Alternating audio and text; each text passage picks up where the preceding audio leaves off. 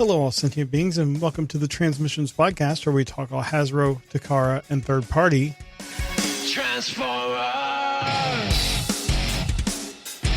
This week, we have a trio of Moon Studios figures for their third-party Raiden combiner. There's another official converting Optimus Prime coming, and we talk about an interesting rumor about LEGO licensed Transformers. Today is Wednesday, February 16th, 2022, and this is episode 473 of Transmissions.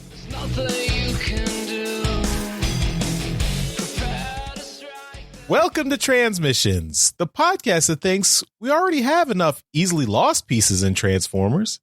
Do we really need to add Lego to the mix? I'm your host, Charles, aka Big C, and I'm joined by the excellent Transmissions team. Jeremy, aka Yakko. Hey, how's it going?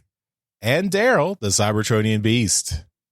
Hey, did I step on a Lego or a piece of a Transformer? I don't know. Oh, they're the same thing now. Let's talk Transformers. Not your best work.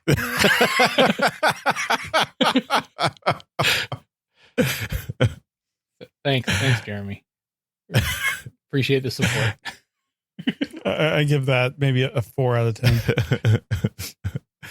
It's not for the Russian judge. It's not winning the gold medal for show intros. No. This week, as always, we start off the show by thanking our donatrons, those lovely people who support us on Patreon and PayPal. Thank you all so much for continuing to help us out and support the show. We really appreciate it. You guys help keep us going and just, help us keep coming back week after week. And, we're excited to do it. And this week, we have a brand new episode of Empire of Rust. This is episode 69. It's a trap. This is our Transformers live play RPG podcast. This is the regular episode, just came out on Monday, February 14th, Valentine's Day. So everyone enjoy this brand new episode of Empire of Rust with someone you love.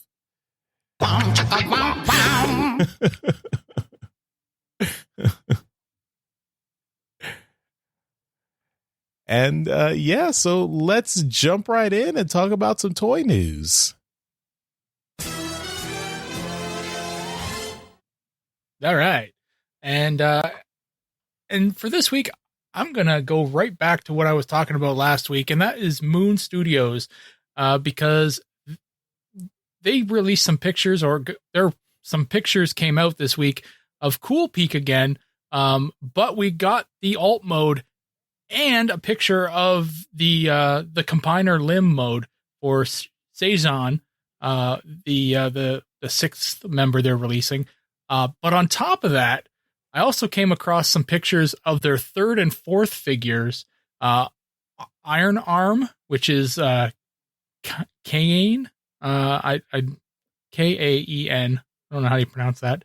And their Moonshine figure, which is their Shuki figure. Now the Shuki one is interesting because that is also one of the Takara ones that's been released, or is coming out. They've already shown pictures of it. So another direct comparison for Moon Studios to Takara, so we can look at.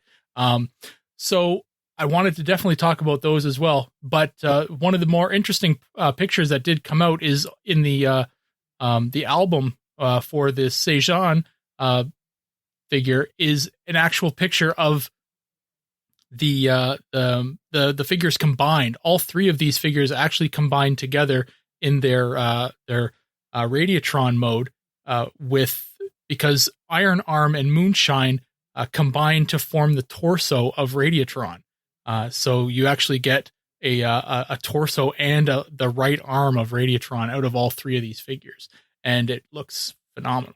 So we'll start with Sejan, Cool Peak figure, because we did start with him last week, and we've already kind of talked about him a bunch. But looking at him, we do get the picture of him in his arm mode and in his train mode, which is something we really didn't have last week. And I gotta say, I love the train mode.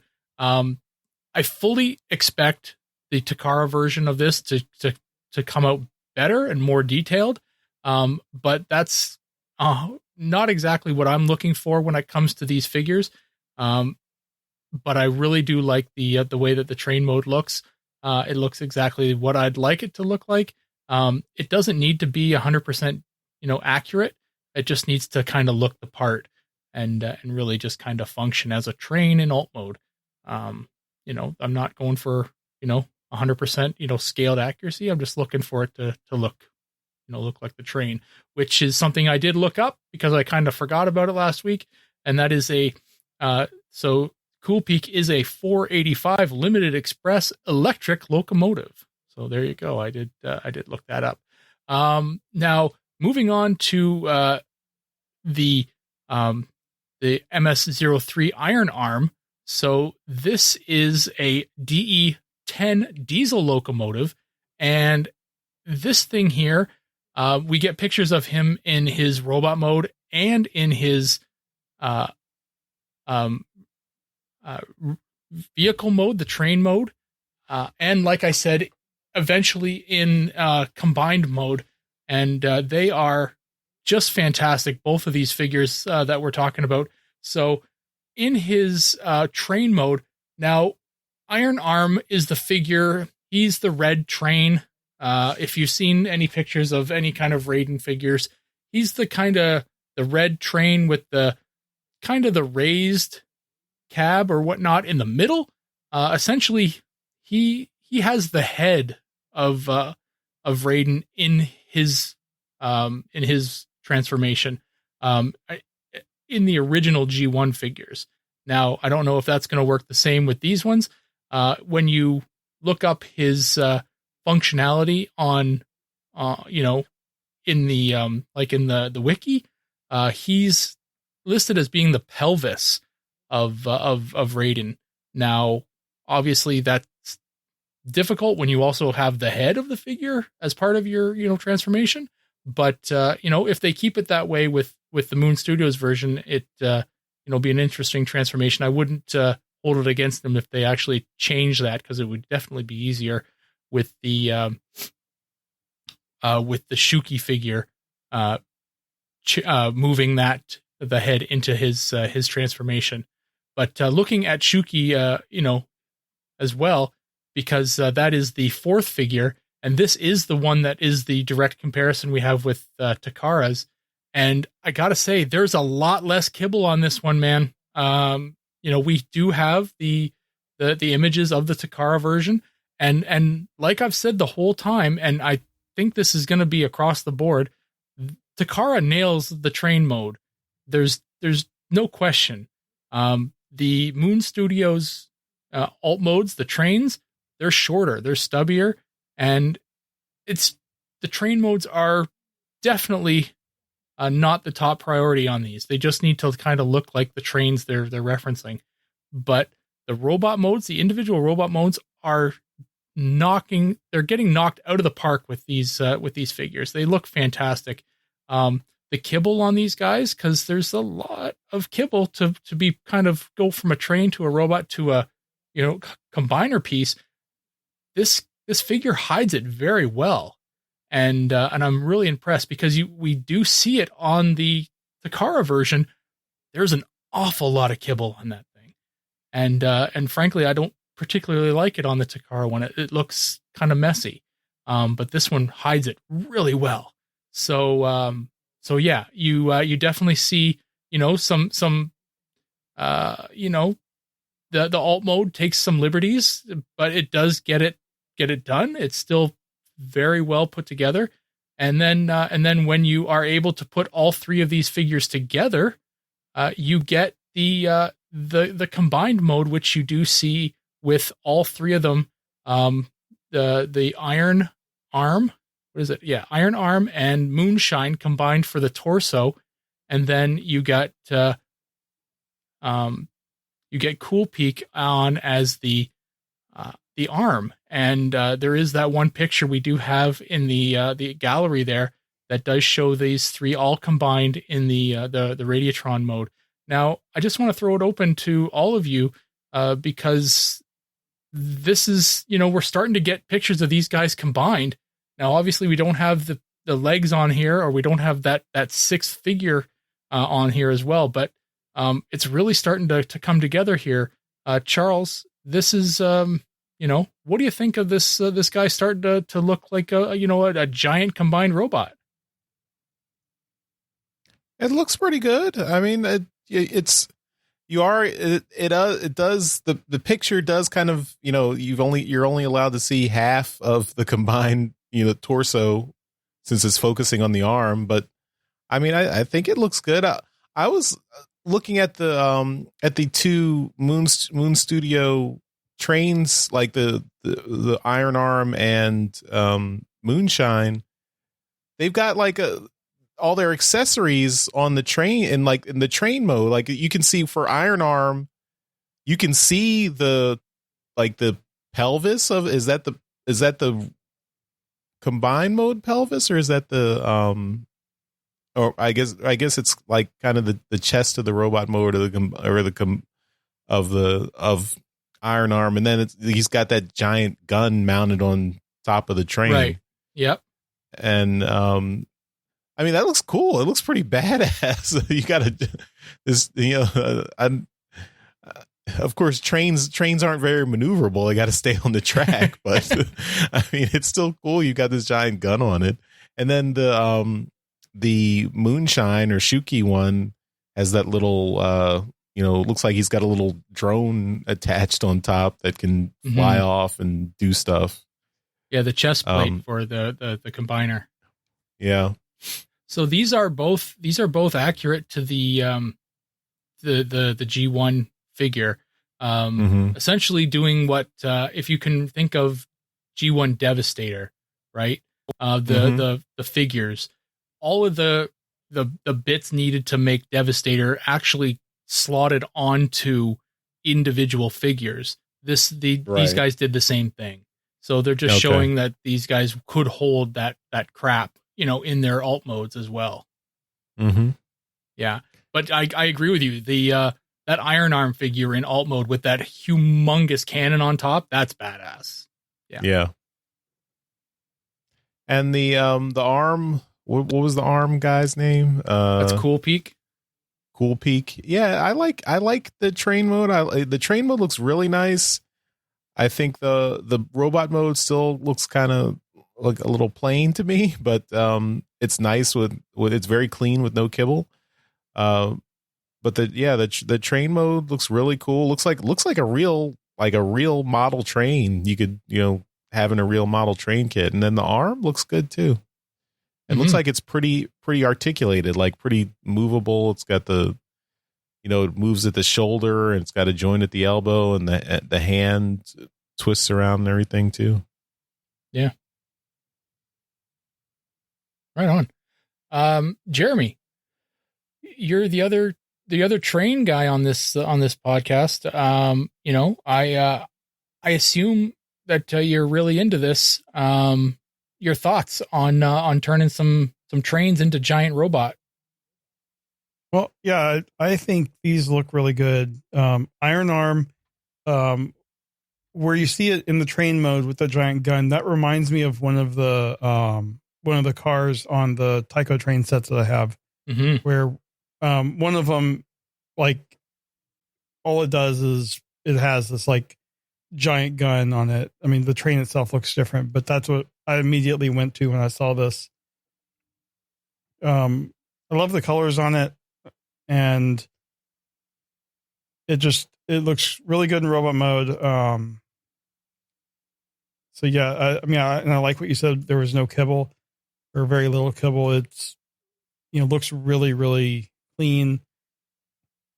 My only complaint about Iron Arm would be in his robot mode, there's not a ton of color. I mean, you have like his legs and a little bit in his midsection, but most of the color is on the back. Right. And it's just, maybe a little bit around the waist or the arms or something would just help, because otherwise it's all like dark gray. Yeah. And then let's see, the Moonshine, I think looks really cool. I mean, the color wise, it looks really plasticky to me. I mean, I know it's plastic, but you would think they would make it like shinier or just, resemble metal a little bit more. It looks in the train mode, it just looks a little cheap. And that might just be, not final pictures. I don't know, but the design of the train looks good, but I feel like it's let down by the paint. Mm-hmm. Again, it's one of those things where it is accurate to the toy, the original toy. That figure is one of the ones that could be where Takara is going to be better. Sure.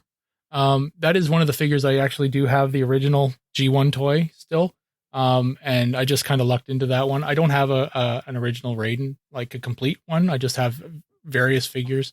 But that one is one I have, and it is accurate. It might look a little sparse on the paint, but it is, that red is vibrant, and that is the red that it is on the original toy too. So cool. And then let's see the Shuki one and the combined mode. I think that one looks probably out of the three. I like the alt mode the best on this one. Mm-hmm. It has that kind of 70s and 80s color to it. Just the tans and the reds. Yeah. I really like that in the arm mode. Clearly the elbow joint is interior to the structure of the figure. And I love that the colors all match. A lot of times you'll see the joint be a different color, and it's kind of an afterthought because who really stares at elbows, but I just like how it matches so well. And then let's see his robot mode. His robot mode could also do, like, I think all the robot modes could do with a little bit more paint on them. But like you said, if it's accurate to the original, mm-hmm. then that's fine. But clearly the trains and then whatever it looked like in combined mode is the focus here. Mm-hmm. And go ahead. Oh, I was going to wonder if the original Raiden had those 3 dots on the wrist, because it kind of was like, are they going for an infinity gauntlet thing? And that is one of the things that's kind of stuck out to me as, like, I could have done without the red, blue, and yellow on the hands. If they're there on the original toy, then that's fine. I don't think they are because of the original toy. I didn't think just had black hands. That stands out to me as just kind of like, why it just puts some more, sculpted detail in there and just leave it. Right. I don't know. I personally, I don't particularly like it, but I'll live with it.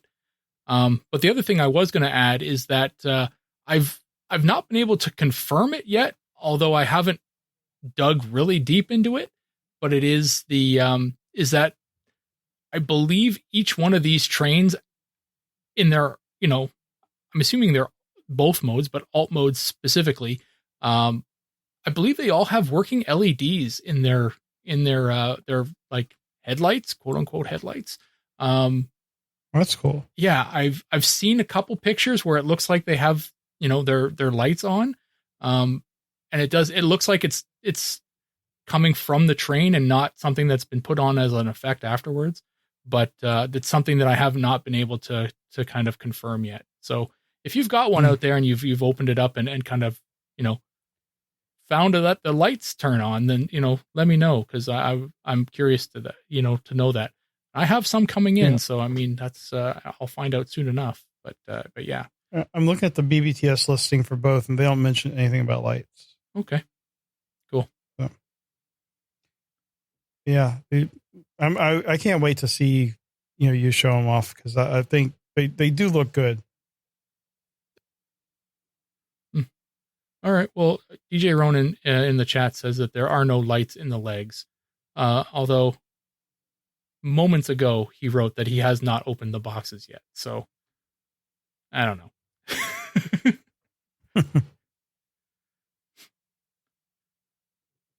We'll see. I'm eager to do it myself and look and see. I may be able to put some lights in there anyway. I did something with Unicron. So anyway, we'll leave it at that. That's enough Moon Studios for a couple weeks. But Jeremy, that's it. That's all I've got this week. What do you got? I have a first look at a color prototype of Iron Factory's EX52T, which is their twin-edged blade Norimuni Tsuki, which is their Legend of Scale Age of Extinction Drift. And we just have a picture of the alt mode and a picture of the robot mode. Iron Factory makes really good figures, really tiny figures. And I think this looks really good if you're a fan of Age of Empire Drift. And he's got his sword. The car, like the alt mode, has a place on the back for the sword to mount if you want to do that. I mean, it looks kind of silly, but I mean, these are tiny figures. So what are there's not going to be anywhere else to store it. But then the robot mode looks really good. Clearly, he has this whole samurai look to him. And I think that look comes across really well in this. And the colors look good. So, I mean, this looks really sharp. Charles, what are your thoughts on this guy? It does look good. I do like the small Legends class figures, and this does look really well done for that size class. And I do like the sword in the car mode, the way it slots in there. I'm still not a fan of the Age of Extinction, just the Bay movie aesthetic. I think this does look, this does look good. But also Drift in that movie was a triple changer, and the toys never reflected that. Like they'd make toys of him either in a helicopter mode or a car mode, but never the triple changer, which always bothered me and continues to bother me is when they did that for the Bumblebee movie too. If Iron Factory could pull off a triple changer that looked good in all three modes, that would be a definite buy, because I don't see how you can do it. Like even the regular size triple changers make concessions, and just the Legend scale, I just don't know how it would be possible. Yeah. Yeah, but if you are an Age of Extinction fan, this is probably a good a good Drift toy. I think it's definitely a much better than the official Age of Extinction Drift toys that are out there. So yeah, definitely. Daryl, I know you're a car guy, so what are your thoughts on this? Well, this is a Bugatti Veyron, and it's a really cool car. It's one of my favorite cars.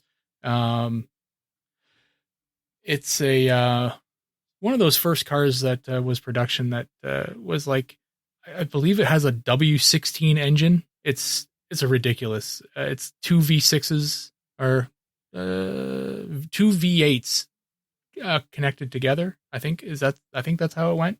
But so that's why it's a W. Yeah, it's just a wild. It produces over 1,000 horsepower. It's ridiculous how fast this car goes. Beautiful car. I love this car. Anyway, about the toy, they do a really good job representing the car. In this small little scale here. The Drift figure, I don't like this figure. Not how they've done it here. They've done a really good representation of the figure from the movie. I just hated the way this guy looked in the movie. He looked so dumb. Why? Why did they do this in the movie?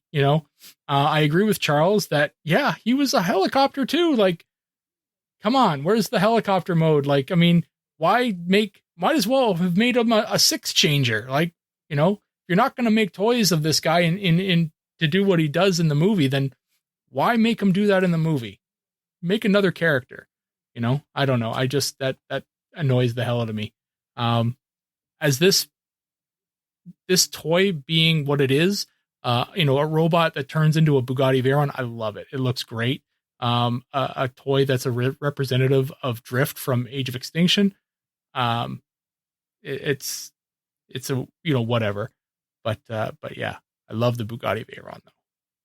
Yeah, it seems that the colors on this figure or on the car and everything, make a Nightbeat figure for all the robot mode, and it might be perfect. Mm-hmm. I don't know, like just get away from the movie aesthetic, but there's enough fans. They're gonna not have. Oh, I'm sure there is. I'm sure this. it'll do well. Yeah. All right, and I have one more thing. This is, kind of on the rumor side, but it's more like it's gonna happen. This is about the Rise of the Beast figures. There was a listing on GameFly briefly, but it was taken down. But Amazon still has one up for the Beast Battle Master Rhinox. And there are no pictures, but it has a release date of April 15th. And it shows that this figure is, I don't know if this is the figure or the box, but it says 1.5 by 4.25 by 6.75 inches. So it's a smaller figure, 1.41 ounces. But what I found interesting was just, that we're going ahead and getting the Rise of the Beast figures. So we're going to be finding out like all about the movie before the movie comes out, just like, Lego does with the Marvel movies. But, I don't know. The description is kind of generic of basically just kind of a generic Transformers description. But it's cool that we're going to finally start to see some of these. I'm interested to see what this Rhinox is going to look like. And I don't know if we really need to discuss it. I wanted to bring this up and just kind of keep your eyes on Amazon and other places, because I'd imagine pre-orders are going to be coming soon. We'll probably see like another Fan First Friday type event when they're ready to kick these off. So I'm really surprised that they're not pushing the release back a year. Like, we know the movie's been pushed back a year. They're really just going to release the toys a year before the movie and expect it's in the pipeline though. I don't think that it's something that they can just put a hold on. They don't have another line to fit that right now, and it's already in production. So would they just have it sitting in warehouses for a year? Well, then, yeah. Yeah. So why did they push the movie back a year? Why, like, I don't understand. Like, if they're going forward with the toys, why didn't they just go forward with the movie? What was the? I guess Hasbro doesn't control the movie. Paramount does. I guess. This is where, like I said, Marvel and Lego, they have different production schedules, but did the Black Widow Lego sets come out in 2020, and then the movie was the Lego sets are always spoiling the Marvel movies. Yeah. Okay. There's a lot of stuff that on pop vinyl spoil them, all that kind of crap spoils them. Yeah. Okay. Well, I guess we'll look forward to Rise of the Beast toys and knowing everything about Rise of the Beast a year early. Yeah, if you thought leaks were bad now. Yeah. Wait till Charles's topic and all this other stuff comes out. Yep. Yeah. Well, let's get into it. Charles, what do you got? All right. Well, first, I just thought this was cute because if you can't afford that, the Robosen transforming Optimus Prime, here's another option for you from Jada Toys. So Jada Toys has an RC controlled converting G1 Optimus Prime. So one thing is that this is a licensed Hasbro toy that is not made by Hasbro, but still transforms or converts, excuse me. So that's interesting. And, it's pretty simple because it's an RC. It's just an RC car, but I'm sure it's like one step conversion. It stands up. I guess the arms and the head swing out, so it does a little bit. But much less sophisticated than the Robosin Optimus Prime. But for kids, I don't think we have a price on this. Looks like it takes 6 AA batteries. But it looks pretty good for just a simple toy that can transform. This is something that you could give to a kid for their birthday or Christmas, and I think they'd be pretty happy with it. Daryl, what do you think of this guy? I mean, I know you've got your friend's Robosin. You've been able to play with it. Does this hold a candle to that? No. But it is one of those things that you can definitely give to a kid and say, "Here, I've got mine, and you can have yours. Let's fight." It looks fun. For one of these things, it's going to take 6 batteries. That's going to be the most expensive part of this thing, I think, is just keeping the batteries going on this thing. So, it looks fun, but it is one of those things that I think you'll run out of, stuff to do with it after a while. I expect it to be probably around $50-$60, pretty easy to get because I don't think it's going to do too much. But yeah, it looks kind of fun. Yep. And it's 4 AA and 2 AAA batteries. So, and batteries are included. Looks like. Well, you'd have 2 for the controller and 4 for the robot, right? Yeah. Right. Yep. Those batteries that are included don't look like they're going to last more than an hour.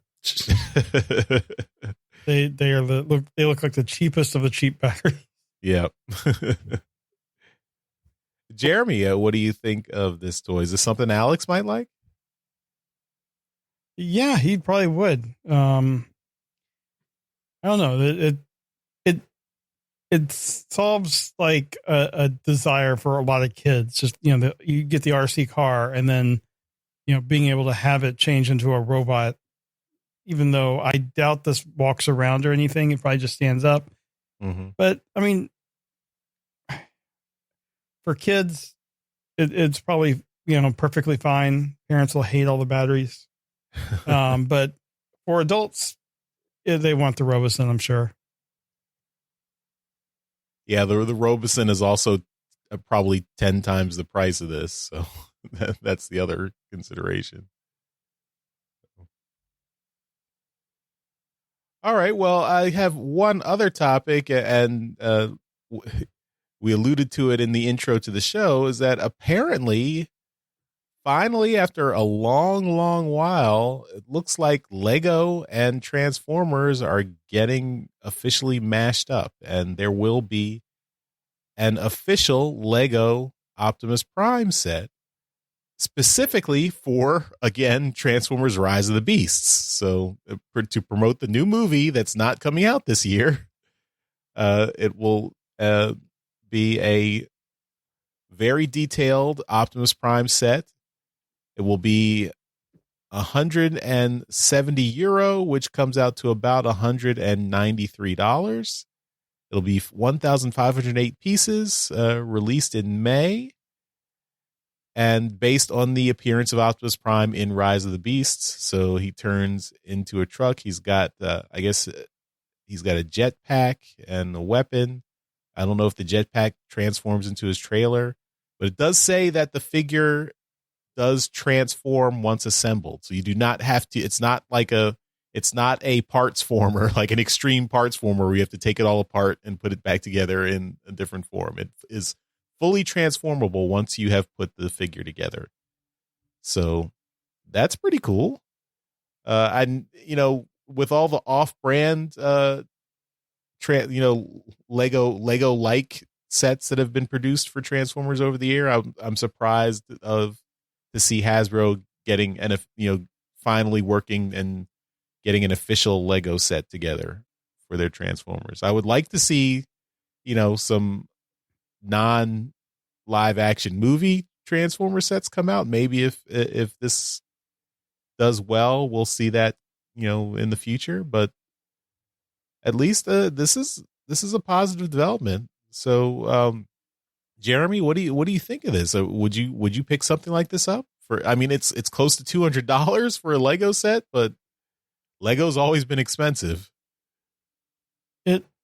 Well, yeah. I mean, if you look at a comparable like Star Wars or any other kind of licensed property that Lego does, that's at least $200, $150, something like that. So yeah, it doesn't surprise me. And Lego does great stuff. I am happy that the Creo experiment seems to be over, and let the Lego people design these things, because they are incredibly good at what they do. Like, how can you take all of these like common pieces and make something so intricate, like, Star Destroyer and castles and everything? You're like, I can make a box. There you go. So, and to make it, all the joints and stuff that they do in these figures now, it doesn't surprise me that they would be able to figure out how to make one transform. And I really want to see it. I am agreed. I want to see more kind of non-live action stuff. I'm hoping that the like the pictures we've seen from the set having more G1 styled Optimus, and the picture in these images looks like a toy from one of the movies. So I doubt it's going to look like that specifically. So I'm hoping that it'll be a more G1 styled, just kind of, be the flat nose truck and everything. Mm-hmm. So I'm optimistic. I'm, really hoping that this is true and we do get it, because the Hasbro designed Creo, like the actual big figures, were not really the best. I mean, the vehicles always look good, but the robots really did not. And now we can get some really good minifigs as well. So yeah, I'm all on board with this. All right, Daryl, what do you think of this? Well, if they do some of these sets in the cheaper price point, so they've got like their $25 ones or their $14 ones or something like that, then yeah, I'd be interested in maybe picking some of those up. But I ain't spending probably $250 Canadian on something like this. I can't get into Lego too. That's I'm into too many things. So it's and Legos changed. It used to be a toy that you would play with. You'd build your thing, you'd take it apart, you'd build it again, you'd build something different. There used to be 2 or 3, maybe 4 things you could build with a set that was $200+, right? Now it's one thing. You build your one thing, and then it goes up on a shelf, and you just sit there and have it, like it's a model kit. Lego. But you can still do that with the generic Lego pieces. Sure, you can. But yeah, this is more like you said, it's a model kit. But it's so that's, if I'm buying Lego bricks, I want to have the fun that I had when I was a kid with Lego. I don't want to buy it and just treat it like a figure, like my high expensive, my third party stuff, or my, my masterpiece stuff. If I'm going to spend $250 on a Lego set, I might as well just buy, the high end Transformer figures. Yeah, sure, it transforms and it doesn't have to come apart. Well, so do my high end figures. I get that it's Lego and it's a crossover, and there's going to be people that are big into both, and they're going to really be interested in it. But for me, I'd much rather just spend that on a high end figure than have more Lego bricks. It's not Lego's not that toy anymore that you buy this and you're like, you know what, it comes with this piece, and you know, if I'm not using it for the Optimus, then I can use it in this and I can do something cool with that. You know, Lego's not that toy anymore. And it's one of those things that I look back on, and I remember playing with Lego so much, and it's not that. And I'm really sad about that. It's to the point where I have a giant bin of Lego in my house, and my daughter used to play with it when she was younger, and I'm keeping it for my son when he gets older. And it's massive. It's a really big tub of Lego. And I have all these instruction booklets for all these different sets, but they're put somewhere else. If you're going to want to play with Lego, you're going to fucking play with Lego. Like, you're going to get into it. Like, you have all the pieces in the world, they're all there, but you got to actually, like, you could dive in this bin. Right. So yeah, it's it's a toy. It's supposed to be creative. You're not supposed to just follow the instructions. And yeah, I mean, I used to play with models. I used to put them together with the glue and all that shit. Now Lego's become that. And I don't know. I feel like something's been lost with Lego. The creativity's been lost. I don't know. That's my piece on Lego. I think it's a great set. It probably will look amazing. But I feel like an aspect of creativity was lost with Lego. In case you didn't know, Daryl wrote the script for the Lego movie. I mean, that's the theme of the Lego movie, right? I guess it is. Yeah, it is. Don't use the instructions. Just use your imagination and build whatever you want. Yeah, that's true. Don't be stuck up dad Will Ferrell and glue all your Lego together. Yeah, I enjoyed that movie. It was a very good movie. But yeah, I don't know. It's one of those things that if you want a model kit, buy a model kit. If you want Lego, buy Lego. You're supposed to be able to use the creative side of your brain with Lego. And that's something I always really liked doing. I love watching that Lego Masters show. It's a fantastic show because the people have to use their brain and actually come up with the shit on the top of their head. Right. And it's a great opportunity for them. And that's how I think Lego should be used. Right.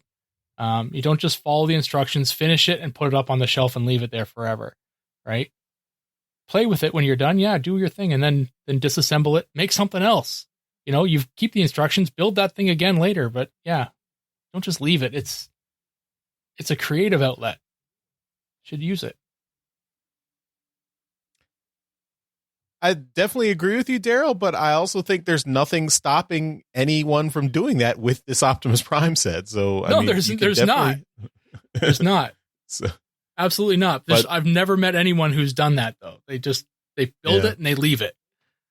Well, I mean, I think definitely this is the difference between kids and adults. I think really kids would do that, but adults probably don't have the time to. They put it together once. They're like, "Oh, I did it. That's cool," and then they don't have. How many times you go back and transform the figures you have on display? It's true. Yeah, it's true. That's a good point. A couple times. I mean, I don't do it every day, but I do it a few times a year. All right. Well, I guess we're not going to recapture our childhood, but I still think this is cool for all. Well, I mean, no, even if I did get this set, I probably would not. I would put if I would put it together once, if I got it out of the box, and that would be it. Or I'd probably, and my kids are too old for, like, my son used to love Lego. He doesn't play with his Legos anymore. He's got a bunch of Legos that are, he had a bunch of sets he loved putting together and playing with. And, he's 15 now. He's not doing that anymore. He's on Roblox. He's building video games on Roblox. That's the new Lego now. He's not doing real Lego anymore. So I still have a Darth Vader's castle set that I got at Star Wars Celebration 2018 that we haven't even taken out of the box yet. So this would probably be around the same thing where I buy it and just never have time to do anything with it. Mm-hmm. I'll still buy it though. Yeah, I wish I was as old as you keep telling me I am, Daryl, because then I'd be retired. Then I could do whatever I want. I wouldn't have, I'd have plenty of time to just play with toys all the time. You're just investing in your own future. That's what you're doing. You're gonna have things to do for days.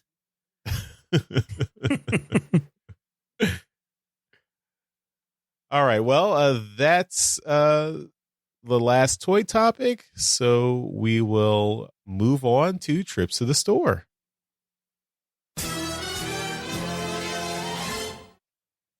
This is where we show off all the awesome Transformer stuff we got this week. We do this as a video so you can see everything we got in beautiful high definition on our YouTube channel. But we'll have the audio right here in the podcast so you can keep listening as we describe everything we got in loving detail. So without further ado, trips to the store. The Transmissions Podcast will return after these messages. All right, let's show off some of the stuff we got this week. I'm going to go first because I don't have anything new, but I do have stuff I'm still trying to get rid of. Got some old school Titans Return stuff. Lots of Titan Masters.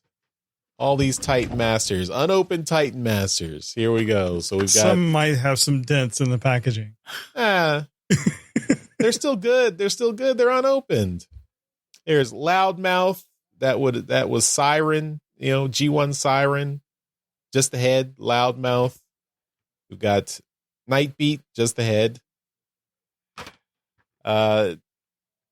Crash Bash, which I think was Squeeze Play. Just the head again. And Horrible. Or Terrible, I should say. Not horrible. Terrible. Again, just the head. So all these Titan Masters inspired by those Headmaster Jr. figures from G1, but just the heads, not the bodies. Well, they do have a little accessory, car, vehicle, or animal thing their head slots into. But yeah, I mean, these were all cute little Titan Masters back in the day, and if you want them, make me an offer. There they are. Go to the Discord, transmissionspodcast.com/Discord. Let me know. All right, Jeremy, what do you got this week? I got nothing to sell.